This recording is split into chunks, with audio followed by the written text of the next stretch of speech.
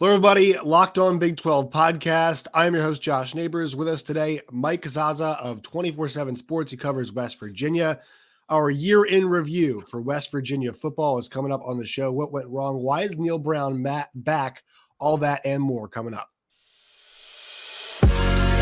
You are Locked On Big 12, your daily podcast on the Big 12 Conference. Part of the Locked On Podcast Network, your team every day. Once again, Locked On Big 12 podcast. Your host, Josh Neighbors here. Make sure you guys subscribe to the channel. Find us on Twitter at LO Big 12. You guys can find me at Josh Neighbors _. You guys can find Mike at Mike Casazza. Mike, first question for you. Number one, thank you for joining us. First question, why is Neal Brown coming back for 2023? Can you you're the first person to ask me that question. First person, right? Yep. Only person to ask you that. So there are maybe 16.7 million reasons that he's back. I don't have to tell anybody that is listening to this and knows who I am that's a huge number. That's the buyout in his contract. Got an extension for going 11-11 after his first 2 years, and all the salary for the first 4 years are guaranteed, 85% after that. But you're at the point now where they would have to pay him $16.7 million because he gets all the money that he's guaranteed in the final 4 years of his contract. That's a huge number for a lot of schools. That's a massive number for West Virginia. And it just didn't seem like that was the inspiration, a 5-7 record that they played well at the end of the season. Can you really, if you're West Virginia, can you really move on from that and attach a huge price tag to it? So that's one. Number two, they really tried to get the cart and the horse in the right order, I think. They fired their athletic director, but they did it in the middle of November. And that takes some time to hire an athletic director, to get him on the ground and to say, by the way, you want to write a $16.7 million check as your first move and then hire a replacement with a pretty short runway to the season. Now, I don't think that's possible in college athletics, especially at the high level. And I think if you hire, adept people to do it, that you can make it happen. Now, the question for West Virginia is whether they want to hire an athletic director to hire a football coach. That's not clear. And it seems like that there are indications that West Virginia went into the search for an AD saying, we really like to keep this guy. Now, that goes back to your original question. Why? Is it the money? Is it the fact that he really hasn't done anything wrong apart from not winning games, which is a big deal. I get that. But right. Recruited well, I think has established a healthy culture that probably needs to be tailored and tucked in a little bit, but it's not a bad mood here, a bad vibe here. They just haven't won enough. So, if this is like a YMCA league, it'd be awesome.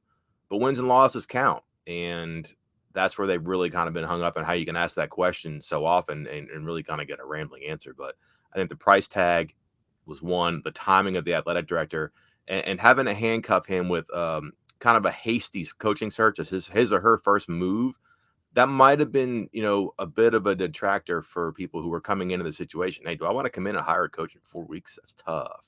So they didn't. And now you have a coach who's got at least 1 year, maybe more, an athletic director saying all the right things, Ren Baker from North Texas, but an athletic director who's going to come in Monday, the 19th is his first day in the job, and going to sit down and kind of link arms with Neal Brown and say, how do we make this work? But the entire time, you're kind of looking over your back a little bit and saying, am I doing this right? And is this guy like me? Is that going to work? It's a very weird arrangement at a place that is not new to very weird arrangements. So you do feel like Neal Brown, and I think this is true, he's got a legitimate chance to save his job.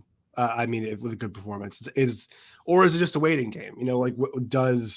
Is it one of those deals where it's like a 6-6 or a 7-5 type deal saves his job next season, or is it one of those we're just kind of waiting now to see if it's Ren Baker needs to get his feet under him and then make the change? That's another question that's been asked here a bunch. And to go back a little bit, when Dana Holgorsen was the head coach, he was kind of pushing for a contract extension after his 4th year, I believe. 5th year. And it didn't happen. The new athletic director was Shane Lyons, and he did not want to do it. And just because he was new and he wanted to figure things out. Similar situation here, not identical, but the things I'm saying are going to sound familiar. The new AD wanted to get a lay of the land, figure stuff out. The athletic director cut off negotiations before the 2016 season. Dana went ahead and won 10 games. So yeah, that was a weird situation. I remember how weird that was, right? It was like he went out there and kicked ass, and it was kind of one of those weird situations. Like, all right, I guess we're just both going to part ways, at that point, because it seems like there's a lot of animosity. Well, no, before that, they actually capitulated and they gave him the extension, right? Right. They had to. He just won 10 games. And then like 2 years later, it was 2 years later, and he had to go. Yeah. So now you have this deal now where can it happen? And to go back to that 2016 season, and it sounds weird to denigrate a 10-win season, but they didn't beat a ranked team. Mm-hmm. The schedule coming out in the Big 12 probably won't have both Texas and Oklahoma. You'll probably have, Cincinnati and BYU or something like that. You're going to have some new teams in there. You can shake the snow globe, Josh, and look at it and say, well, maybe the Big 12 is easier. Maybe the non-conference isn't so tough. Maybe Pitt won't be so good. Penn State's legitimate. That's going to be their first opponent of the season. But get that one out of the way. Maybe don't lose out in your third game of the year. There's just a whole bunch of what about this and how about this? And a question I frequently have around here is like, I'm not really sure who they're convincing with arguments like this. Is it fans and media or is it themselves? And this one here, it just seems to me like they're trying to convince themselves. Hey, if a number of things go right that have not gone right at all or consistently, then this may work. And that's true. If they nail the transfer portal, that hasn't happened. If they get all the recruits on campus and on the field the first year, they've got them on campus. They haven't had a lot of impact from freshmen. If they can keep players from going in the portal, that already hasn't happened. So you kind of see the bricks coming down a little bit, even as they're trying to build it up. But yeah, sure. Like if they do find a way to X number of wins, then he stays. But here's your question, Josh. What is it? Because the bar right now is they did not make a bowl game. If they make a bowl game next year, that's improvement, right? But like a 6-6 is nothing in 2022, 2023. Like you should be in a bowl game. That's hardly aspirational football. So if they go to a bowl game, is he off the hook? Or is this you take another spin on the merry-go-round here and do it again next year? That doesn't seem healthy either. And then how many wins would take us off that merry-go-round? Are you really expecting this program to win 8 and or a bowl next season? I would have a hard time looking at the roster and just projecting who they're coming in or who they're going to put out there to say that's a very reasonable expectation. And then how do you get to 8? Do you get 2 in non-conference play? And, maybe like, again, you're talking 6 Big 12 wins for a team that just hasn't done that before. It's just a strange situation, and you're putting old expectations on a new regime. And sometimes that can be good for like invigoration, but as I said, like just part of the process already right now, like if these things happen, well, a couple more already aren't happening, and that's not a good start. My problem with this group in particular, as we kind of look back at the season, it kind of reminded me of TCU from last year. They didn't do anything well. Like there was no clear identity when you watched West Virginia week to week. I never felt like I was saying, Old Faithful blank, fill in the blank. At least they have that to fall back on. And because you kind of look at some of the numbers, like I think it kind of bears that out. I mean, there's nothing in particular that really jumped out at me. The rushing offense was pretty good, right? Like top half of FBS good, but not out of this world good. Scoring offense was pretty good, but not crazy. The defense was outright bad. And their passing offense was pretty hit or miss, right? So like, I think that's I think it's number one for Neal Brown. Like, what can your team? They got to do something well, in my opinion, if they want to turn this thing around. Did you have the same sense watching them week in and week out this year? They didn't do anything particularly very well. That's the knock. What are they good at? If you play West Virginia and they hand you their business card after the game, right? You think players like swap jerseys, something like that. But let's just say like hand a business card. What does it say they did? Here's a defense first team. Here's a run first team. Here's an air raid team. Hey, we beat you on special teams. No. And like you can't take pride in time of possession in 2023. And like that's like a chest thumper around here. Hey, we had great time of possession. We ran a lot of plays. If you're running a lot of plays and you're scoring like 48 points a game, like vintage air raid, that hyper speed stuff when the Big 12 was really humming. Okay. Now you're going somewhere. When you're snapping it 87 times a game and you're getting 27 points, 30 points, not great. And yeah, they've been like aggressively average in a lot of important areas too, and places they want to be good that matter. Red zone offense, red zone defense, just organizational things about, hey, coming off the goal line or in between the 40s. And like they have all these little canisters like to put their offense in for description and qualification purposes. And you never like look at one of them and go, hey, that's it. That's what you build on. And, I watched last year in the bowl game when they played Minnesota, and the final score was 18-6. Yeah. And it felt like Minnesota dominated that game because Minnesota had terrific offensive and defensive lines, and they ran the ball more and as well as anybody in the country. Minnesota's boring, but Minnesota was good at their boring. And you can look around the country, maybe just taking the Big Ten, and say there are teams that are boring, but they're very good at being boring. If you're boring and you're not good, what are you doing? And then there's a shelf life on that too. Like, I think that PJ Fleck wants to be not boring, and he's trended toward exciting in times before and after that bowl game. And look what happened at Wisconsin and what's happening at Iowa. Boring, not good. And you just see change after a while there too. So they need to find something they can hang their hat on. And like what's probably discouraging here is that they did bring in an air raid coach in Graham Harrell, and they thought they solved their quarterback conundrum by getting JT Daniels. And from the gap between Will Grier and JT Daniels is not very large. It's 3 seasons, but it felt like a lifetime. And Daniels was terrific at the start of the season and really just kind of faded, which is kind of a sad story for his story as a college player. And he was replaced by kind of a running mobile RPO quarterback. So you get the offensive coordinator in that everybody thinks is a solution to the problem. You get the quarterback who's supposed to make that solution come even quicker and more emphatically, and it doesn't happen. And you just kind of look at the common denominator of poor offenses, players going into the portal, underperforming positions. It's all on offense, and Neal Brown's been in the charge of the offense. And how does it change right now? And you got to bring people in like an offensive coordinator or an offensive staff and say, hey, come along in this journey with me and do something that hasn't been done before. For a lot of people, that's really inviting. But tomorrow isn't promised here. So how do they get people right for that? Yeah, where are we on the offensive coordinator? So obviously Graham Harrell ends up he's now going to go to Purdue, right? So where are they on the offensive coordinator? And look, coordinator stuff Graham's a good example. It is year to year, right? So, I'm kind of thinking about, all right, like, is it unattractive, the fact that it could only be a 1-year position? A lot of these coordinator things can 1-year positions anyway, right? And it can be a launching pad to go elsewhere. So where are they right now with trying to find a replacement for Graham Harrell, an offensive coordinator? What do you think philosophically will be the aim with that? Well, we're talking here for a couple minutes now, Josh. And if you see a 304 number on your cell phone, you might want to answer it. You seem like you've got qualifications here because they're going to have to scratch a little They're going to dig deep, right? They're going to dig deep to find somebody. Yeah, like, this is armchair analysis, but I think it's astute too. It's a hard situation to talk someone to come into, and everybody could say, hey, they got Graham Harrell last year. Cool. He wasn't going to have a job at USC on Lincoln Riley's staff. So a guy who is from a similar branch, I wouldn't say the same tree as Neal Brown, but does coach the air raid and does speak the language like Brown does, that makes some sense. And here's a guy who can be like a quarterback whisperer, and bang, they land JT Daniels. And they thought they had a shot maybe at Jackson Dart and people like that, and that's a good shot in the arm. But that was a situation that has worked for everybody. Now, can you look at similar situations now? Can you look at Power 5 jobs or Group of 5 jobs where it's a really qualified coordinator and say he's not going to have a job there? Okay. Like, are we talking like Nebraska and Mark Whipple? Well, there's certainly a connection there with Neal Brown in his past, so maybe that makes sense. But also, is Neal Brown going to call the plays? Because here's a guy who's painted into a corner this year. Right now, he's got to win. He has to win.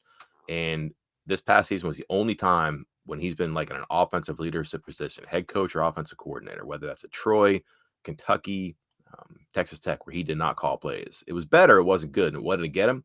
It got him a vote of confidence from his athletic director or his interim athletic director. You don't want that. So now does he say, okay, the deviation from the plan of my career arc got me in this position. Let's go back to what I knew, which is him calling plays. So now you're not hiring an offensive coordinator. You're hiring a position coach. Right. Maybe he comes in and he coordinates the offense on Tuesdays and Wednesdays in the meetings, but he's not calling the plays. So I think that it needs some direction here and some definition before we can give you an answer. But it's kind of fitting that maybe it is a little bit more scattered. I'm sure that it's more organized, but they're not telling me these things, what they're going to do. But I would think it's not unreasonable to think that Neal's your offensive coordinator.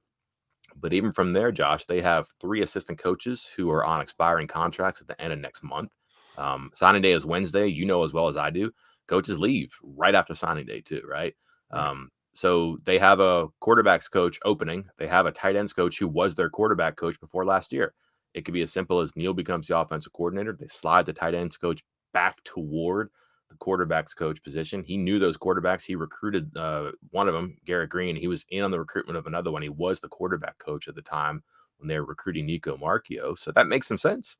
But is that going to light the world on fire? No, absolutely not. So now you got to supplement that by hiring a name or a recruiter or something. Who's coming here into this situation? It's a very complex, interesting process here. It's not unique to West Virginia, but you see how really fickle the whole thing can be right now. You may have a really good coach in the line. Yeah, I'll come in and do it, but man, I just don't know if you're going to be there next year, and that could be disqualifying. And then you might find a group of 5 coaches or somewhere else who just says, hey, I can do this. Coaches have egos, right? And if you tell them they can't do something, they might want to do it. So it's unsettled right now. And I don't want to say it's directionless, but as I try to explain it to you, we don't know the direction they're going in. Are they going to hire a play caller? Are they going to hire a quarterback coach? Is Neal going to call plays? Are they going to move their quarterback coach back? And by the way, their other 2 expiring contract coaches are their offensive line coach, who has kind of been embattled here, but had a pretty good season this past year where a years-long plan kind of started to take footing and move forward. And then their running backs coach, where running back has been their best room for a while. He could be the coordinator. I don't know. Maybe just a name, but you look at their constitution of their roster right now, it does make sense to lean a little bit into like a run-first, run-heavy offense. And maybe the running backs coach is that, but you got to keep them to do it. Yeah. So that kind of gets to the next question about the quarterback. Because I feel like a lot of the talk right now about West Virginia, rightfully so, is a lot of big picture stuff, right? I mean, the league is changing. They made a change at athletic director. They're contemplating a change at coach. We're talking about a change at offensive coordinator. We're talking about other changes at staff, with the actual staff itself. And so it's all this big picture stuff that we're talking about here. And something that's really specific and they have to figure out is the quarterback situation, right? And I know people really love Nico Marchio. I know that Garrett Green was the one who came in and looked pretty good there towards the end of the year. Obviously, it was very run heavy with him. That Oklahoma game, I mean, he was, fantastic. That wasn't a great run defense they went up against, but he was really good in that game. So what's the plan, do you think, at quarterback? Is it going to be looking for somebody, in the portal to come in and challenge?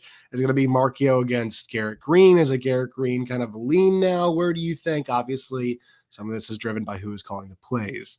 But what do you think they're going to do at quarterback? Because it's a massive, massive question mark for them next year. Yeah. So right now they only have Garrett Green and Nico Marchio, and recruiting class fine, but I don't think you want to go into a season with your 3rd string guy being like a true freshman. So right, they have to hit the portal. They have to.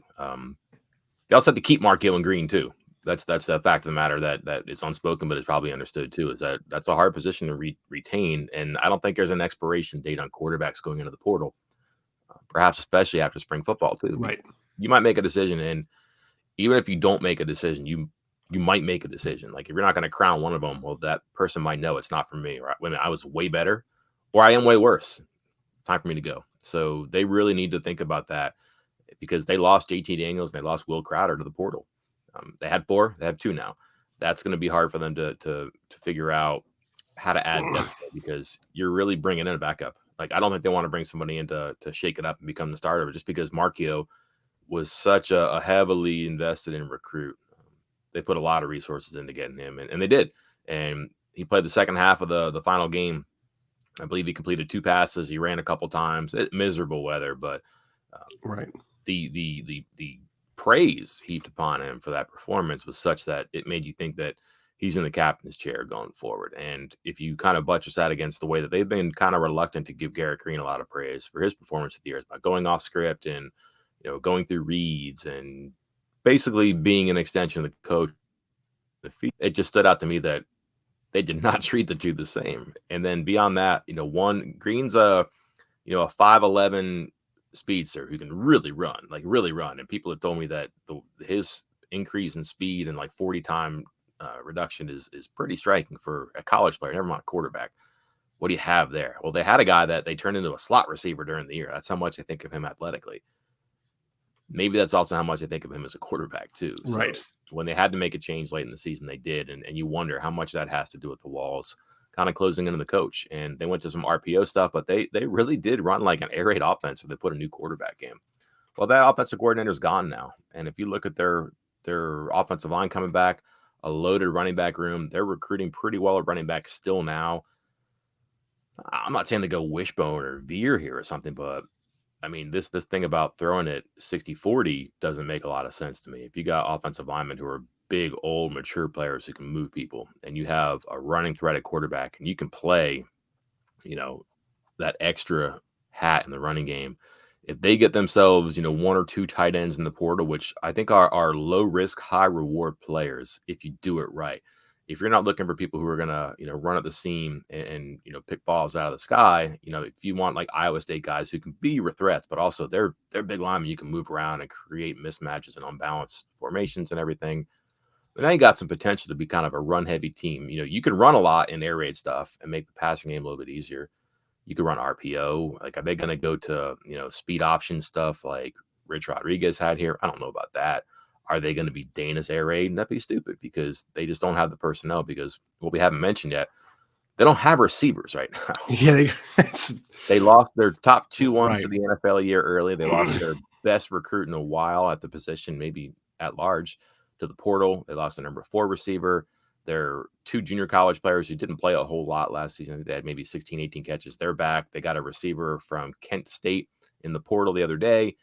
They're kind of piecing it together there. And if you lower the ceiling, so to speak, on the receiving game, they can kind of break through a little bit quicker, I think. So it just makes a lot of sense just to be a running first, running second offense next year. And the thing about this is both those quarterbacks can do that. We talked about how good of a running quarterback Green is.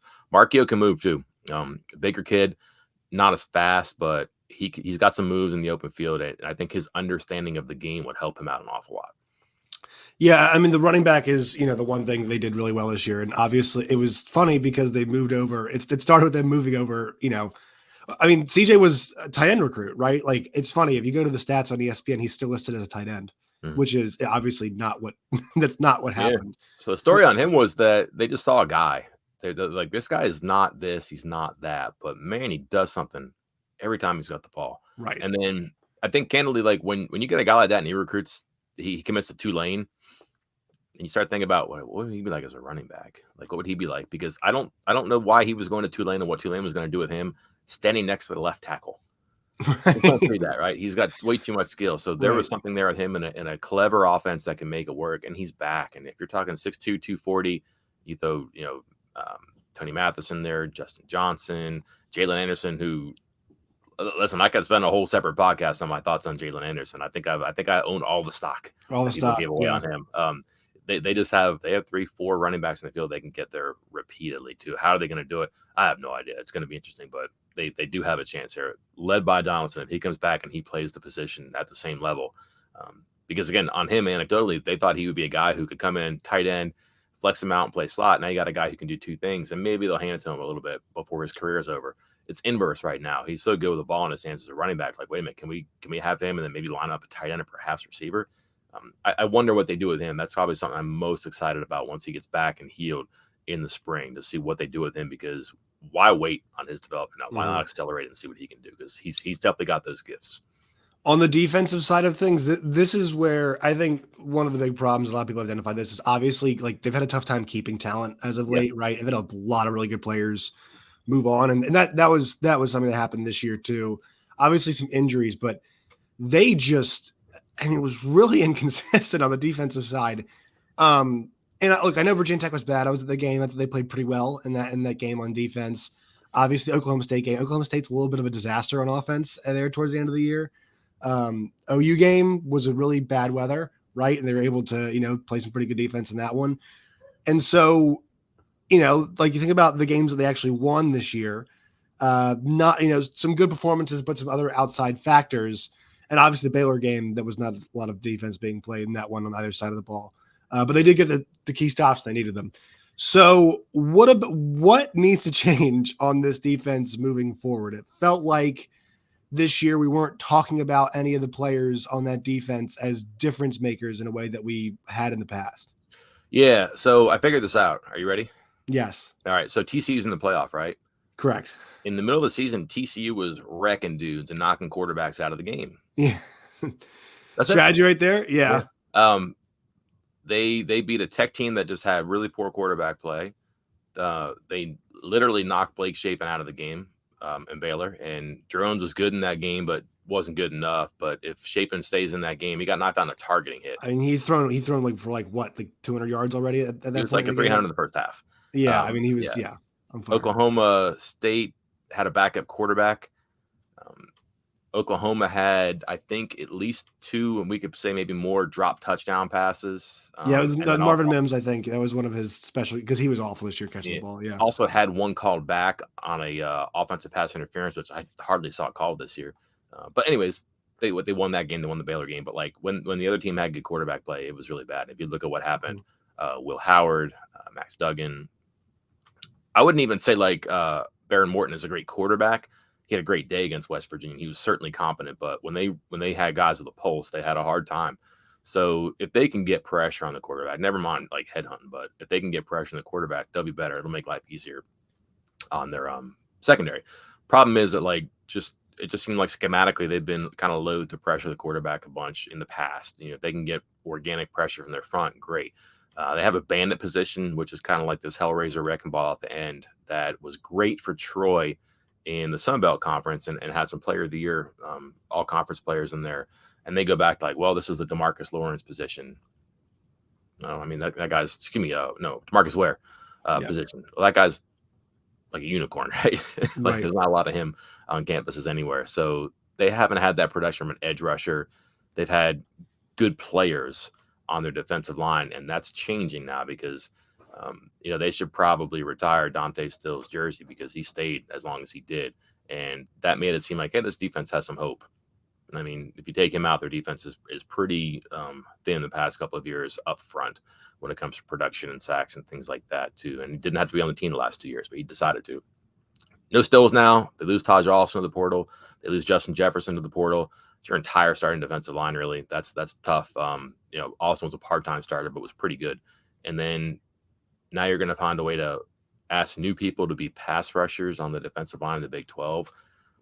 That's tough. And they don't really ask a lot for blitzing from their Will and Mike linebackers. They really only play 2 linebackers. That bandit position, I said, supposed to like come screaming off the edge and make stuff happen. Hasn't really. It's a hard position to recruit. Don't get me wrong. A lot of those guys are like, 3-point defensive ends in the SEC or something like that. So then what?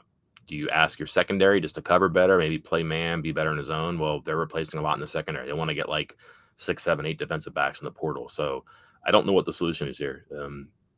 If they can find a way to be just better in coverage, cool, that's it.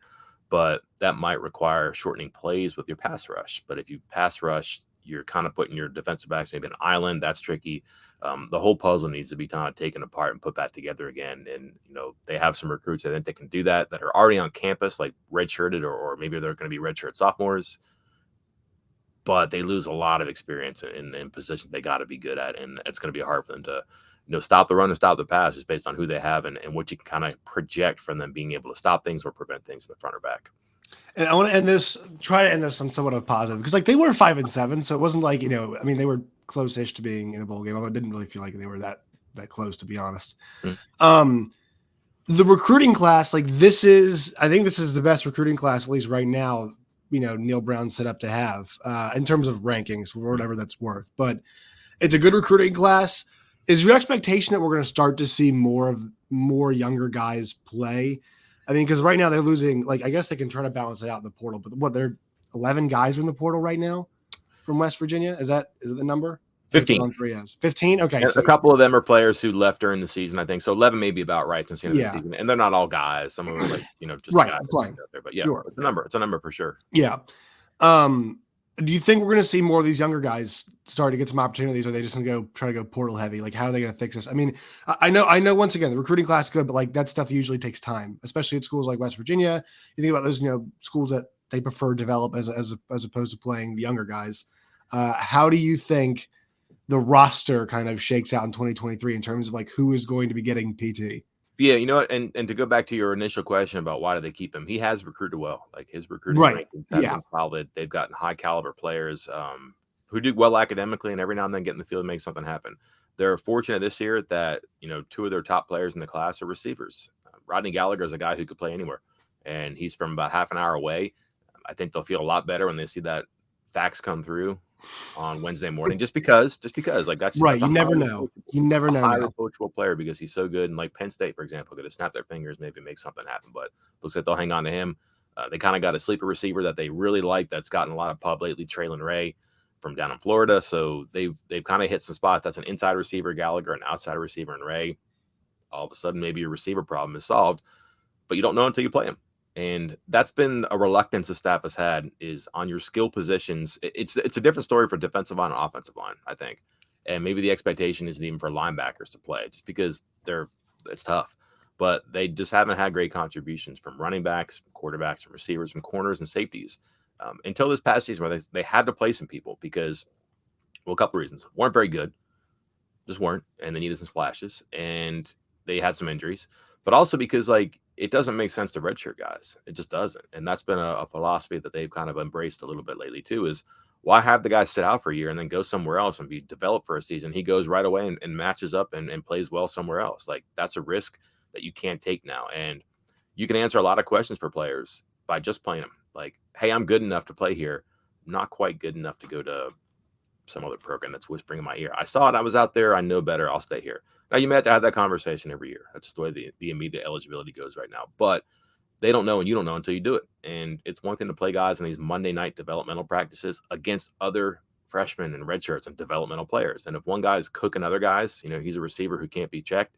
If he's a defense end who can't be stopped, it's probably supposed to happen that way. Very different when you're going against a Big 12 corner, a Big 12 left tackle, and then all of a sudden things come back to the medium a little bit. So it's good to play them for the coaching staff to get those answers, but also the players too. I think it's overlooked sometimes too. Players know. They know. And if you give them answers, then at least they know towards some outcome. So now you have those conversations and you can shape it a little bit. Hey, you look great in that Monday night practice. You look very good against hey, you look great in that well, I guess I don't have a bowl game. I was gonna say a bowl practice, but like, right. You look great in that off week practice, but man, just TCU's a different animal, huh? So things like that are conversations you have to have, but they are gonna have to play him because of necessity, and they're gonna have to play him because they're gonna lose a number of them every year, as is everybody. I think the problem is not unique to West Virginia. They do lose a lot every year now. There's something to be said about that, I'm sure. That kind of requires investigation, explanation. But how do you solve it, right? The problem is the problem. Everybody's got the problem. We differentiate ourselves by how we address and create solutions. And how they do that is probably getting eyes in the field, devoting more time to them in practice of the spring, creating packages for them, just having a plan for them and doing something there too. So it's one thing to play them, but to play them with a purpose and a plan where it speaks to them, their high school coaches, their parents. So when they have those inevitable conversations of, I'm thinking of leaving, you have a lot of information to educate and say, not a great idea, or, yeah, I understand why you're leaving. So it just starts with getting them on the field, getting them on campus. Yeah, absolutely. But get them on the field because you have to and you need to. Right. Mike, we appreciate your time. Where can people find you and your work in all of its variety? Might be calling plays for the Mountaineers next year if they don't hire me, Josh. Maybe it's me. Maybe I dug myself too deep of a hole. No, you might have. Eersports.com, EERSPORTS. That's the 24/7 affiliate for West Virginia. And then every now and then on Twitter, when it's not too toxic, Mike Casazza, got my name right over here. Yeah, I spelled it correctly. There you go. Oh, yeah, always. Yeah, I messed it up the first. I bet you get that a lot. I bet people get it wrong all the time. So no one gets that one wrong, and no one asks me about why Neal Brown's still the coach. Right. Nobody does. Nobody does. Mike, appreciate your time. Thank you so much. Thanks, Josh.